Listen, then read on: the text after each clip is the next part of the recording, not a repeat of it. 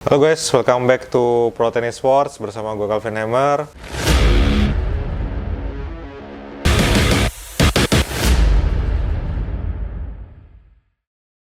Sebelumnya gue ucapin terima kasih buat teman-teman yang udah like, comment, share, dan juga subscribe. Buat yang belum, langsung aja klik tombol subscribe-nya. Dan juga follow kami di sosial media lainnya, ada di Instagram dan TikTok. Dan juga thank you buat komen-komen dan juga teman-teman yang udah berbelanja di Pro Tennis Sports. Oke teman-teman, ini kita baru mulai lagi setelah habis liburan. Gimana nih? Udah pada mulai main tenis lagi atau masih liburan? Gue harap semuanya sehat-sehat semua, jadi kita bisa mulai aktivitas lagi dengan baik. Nah teman-teman, kali ini kita mau bahas tentang pentingnya bahan dari raket tenis.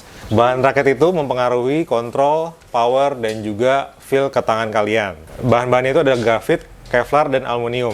Dan juga ada campuran dari ketiga material tersebut. Nah, dari raket yang teman-teman pakai, nah kalian tahu nggak sih ada 3 bahan tersebut yang biasanya dicampur di raket-raket kalian?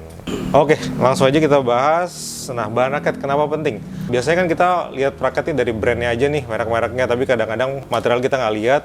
Padahal tiap material itu punya kelebihan dan kekurangan masing-masing. Nah, nanti kita bahas apa aja. Oh ya, material-material tadi mempengaruhi kontrol, fleksibilitas, dan juga performa dari raket yang kalian pakai. Dan tentunya karakteristik permainan yang berbeda membutuhkan bahan yang berbeda juga untuk menunjang permainan tersebut. Nah, contoh misalkan teman-teman suka main di baseline. Nah, itu butuh raket yang menunjang, spin, juga power yang lebih banyak daripada teman-teman yang suka bermain di net. Di net kita butuh kontrol dan akurasi yang lebih tinggi. Oke, langsung aja kita bahas. Let's get into it. Yang pertama itu adalah graphite atau carbon fiber. Bahan ini umum ada di raket modern. Ini memberikan power dan kontrol. Kemudian juga bahannya ringan, kuat, dan fleksibel. Contohnya itu ada di Wilson Blade, Yonex E-Zone, dan juga Babolat Pure Strike. Bahan graphite tadi di raket modern cocok buat teman-teman yang mainnya dengan gaya spin ataupun dari baseline. Oke, kemudian ada bahan Kevlar. Bahan ini lebih rigid, lebih stiff feel-nya, lebih cocok yang untuk pro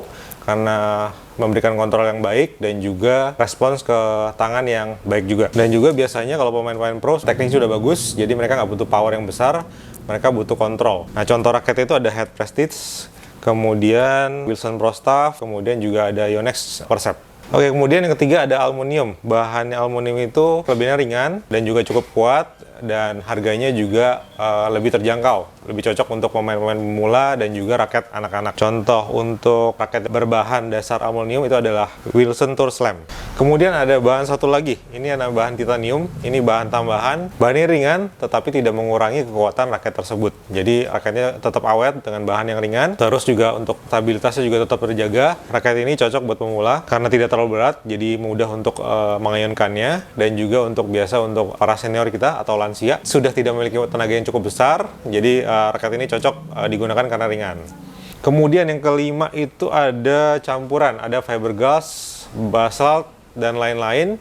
Ada material yang kecil-kecil juga. Umumnya ini dicampur juga dengan graphite, bahan pertama tadi yang umum di raket modern, sehingga dapat meningkatkan power dan juga tidak mengurangi kenyamanan tangan kita. Contohnya itu ada Wilson Clash, Prince Extreme, Head Speed, dan juga Yonex Percept. Nah, tadi kita udah bahas semua bahan-bahannya. Secara garis besar ada 4, dan kemudian yang kelima itu hanya campuran dari beberapa bahan tadi. Yang pertama ada graphite, Kevlar, kedua, yang ketiga aluminium, keempat titanium, dan juga tadi campurannya. Kita rangkum ringkasannya, plus minusnya apa, bahan-bahan tersebut cocok untuk gaya permainan seperti apa. Oke, kalau graphite itu buat all round, jadi teman-teman bisa main di belakang ataupun di depan.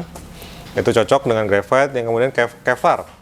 Ini tadi karakteristiknya memberikan kontrol yang baik, jadi ini cocok untuk pemain pro yang membutuhkan kontrol yang besar. Kemudian aluminium untuk pemula, karena bahannya cukup ringan dan kuat, dan harganya juga lebih terjangkau. Yang titanium tadi, pemula juga bisa, dan juga untuk yang senior, yang udah lansia, raketnya cukup ringan, powernya cukup besar. Terus yang bahan komposit campuran itu tergantung dari brand-brand tadi, untuk membuat raketnya seperti apa, disesuaikan dengan line raket-raket tersebut. Oke, nah menurut gue, sebelum kalian memilih raket, penting banget untuk tahu bahan-bahannya, supaya untuk menunjang performa kalian lebih baik lagi di lapangan, yang disesuaikan dengan gaya permainan masing-masing. Jadi sebelum kita milih, perlu juga ditanyain ke masing-masing gaya bermainnya seperti apa, kemudian seberapa sering kita main, dan juga satu lagi, apakah tangan kita sensitif terhadap getaran.